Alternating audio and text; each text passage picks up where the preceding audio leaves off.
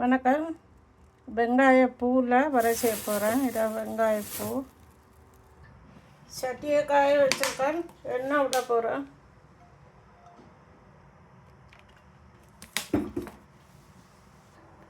கடுகு போடுறேன்.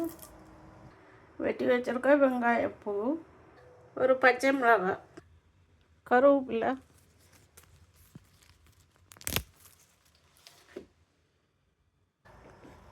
கருவேப்பிலை இவ்வளோ பெரிய இலையாக, கடுகு பொரிய வெங்காயத்தாள், வெங்காயப்பூ தாள் நல்லா வதங்கணும்.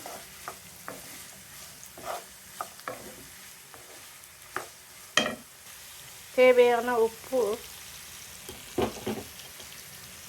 மிளகு சீரகம்,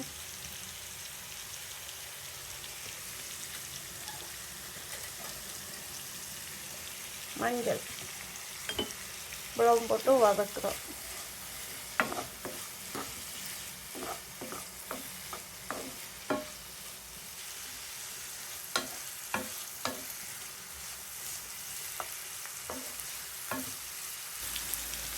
வெங்காயப்பூ அதான் வெங்காயம் போடலை, இதே வெங்காயம்தான்.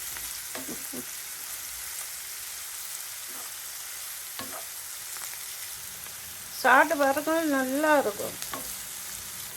சோறோட இதை வச்சு சாப்பிடலாம், அருமையாக இருக்கும்.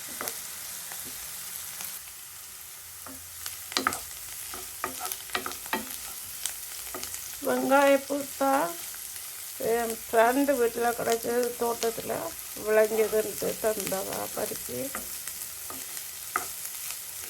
நல்லா ருசியாக இருக்கும். வறட்சியாக நல்ல முக்கால்வாசி அவிஞ்சிட்டு இன்னும் அவியணும்.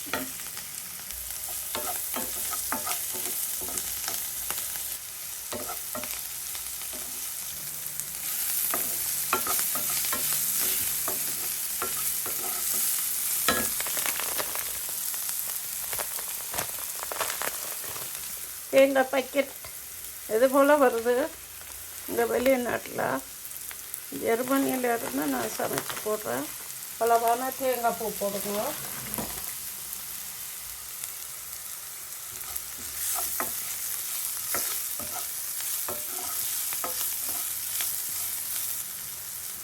தேங்காய் பூ போட்டு நல்லா வதங்கிட்டு இனி அப்படியே இறக்கி வச்ச சரி. ஓகே, பாய். எங்களுடைய சேனலுக்கு லைக் பண்ணுங்கள், ஷேர் பண்ணுங்கள், சப்ஸ்கிரைப் பண்ணுங்கள். ஓகே, பாய்.